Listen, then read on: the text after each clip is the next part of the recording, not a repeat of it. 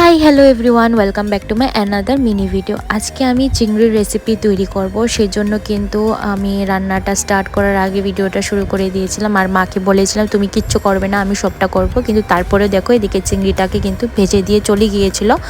তো কি করব, আমার এখন ডাইরেক্ট রান্না বসিয়ে দিতে হবে এটা দিয়েই। তো ভেবেছিলাম যে প্রথম থেকে লাস্ট পর্যন্ত করব নিজেই, কিন্তু মা যেহেতু আমাকে হেল্প করে দিল, তো আমি এখানে ডাইরেক্ট এখন রান্নাটা বসিয়ে দিচ্ছি। প্রথমে কিন্তু আদা রসুন আর লঙ্কার একটা পেস্ট কিন্তু আমি মিক্সিতে তৈরি করে নিয়েছিলাম। তারপর এদিকে দেখো কড়াই বসিয়ে দিয়ে এর মধ্যে কিন্তু সর্ষের তেল দিয়ে দিলাম। সর্ষের তেল দিলে খাবারের টেস্টটা আমার মনে হয় আরেকটু বেশি ভালো লাগে।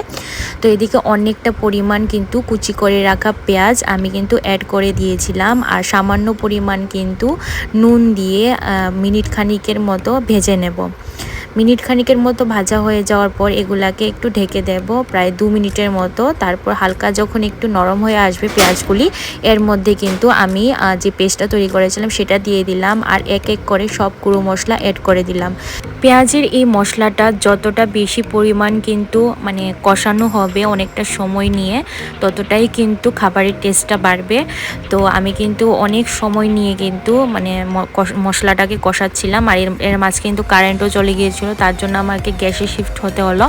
তো এদিকে দেখো যখন এরকমভাবে একদম পেঁয়াজটা গলে আসবে তখনই কিন্তু চিংড়িগুলাকে আমাদের অ্যাড করে দিতে হবে, আর একটু নাড়াচাড়া করার পর সামান্য পরিমাণ জল দিয়ে আবারও একটু নাড়াচাড়া করে প্রায় 2 থেকে 3 মিনিটের জন্য চাপা দিয়ে রাখতে হবে। অ্যাট লাস্ট গরম মশলা দিয়ে দিলেই কিন্তু তৈরি হয়ে গেল আমাদের চিংড়ি মাছের এই রেসিপিটি। যারা টক দই খেতে ভালোবাসে তারা কিন্তু টক দই এটার মধ্যে অ্যাড করতে পারেন। তো আমার আজকের ভিডিওটি এ পর্যন্তই ছিল। এখন প্লেটিংয়ের পালা। আপনাদের কার কীরকম লেগেছে আমার আজকের এই ভিডিওটি অবশ্যই কিন্তু কমেন্টের মাধ্যমে জানাবে। তাহলে আজ আসি।